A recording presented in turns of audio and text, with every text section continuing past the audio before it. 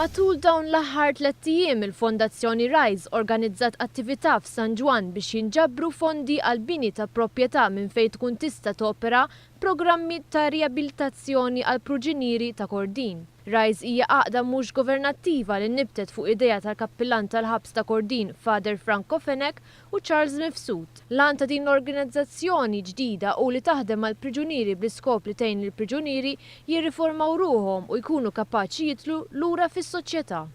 L-iskop ta' Rise huwa pratikament li naqbdu dawk il-priġunieri li waslu fl-aħħar sena tas-sentenza tagħhom, noħorġuhom barra mill-faċilità korrettiva fejn aħna nemmnu li huwa post ta' kastigu mhux ta' rijabilitazzjoni u jkunu jistgħu jinvolvu ruhom fi programm adattat kważi ngħidu self-catered għalihom biex ovvjament huma jelbu l-ostakoli kollha biex meta jħorġu lura fis-soċjetà ma jsibux id-diffikultajiet. Silvio Catania, wieħed mill-organizzaturi ta' din l-attività f'San Ġwan, qasam ma' One News il-pjanijiet futuri ta' Rise. Bħalissa qegħdin fuq skala ta' awareness u fil-fatt għalhekk għamilna dawn l-attivitajiet, biss ovvjament il-pass li jmiss huwa li jkollna propju il-proprjetà minn fejn nistgħu noperaw il-programmi ta' rijabilitazzjoni li nixtiequ nimplementaw.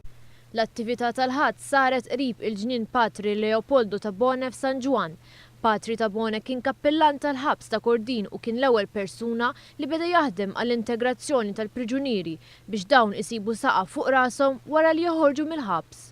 L-attività ittellat bil-parteċipazzjoni ta' diversi personalitajiet li uħud minnhom qattaw il-lejl ta' bejn is-sibt u l-ħadd reqdin barra biex iqajmu kuxjenza dwar il-problemi li jiltaqgħu magħhom il-priġunieri wara li joħorġu mill-ħabs ta' Kordin.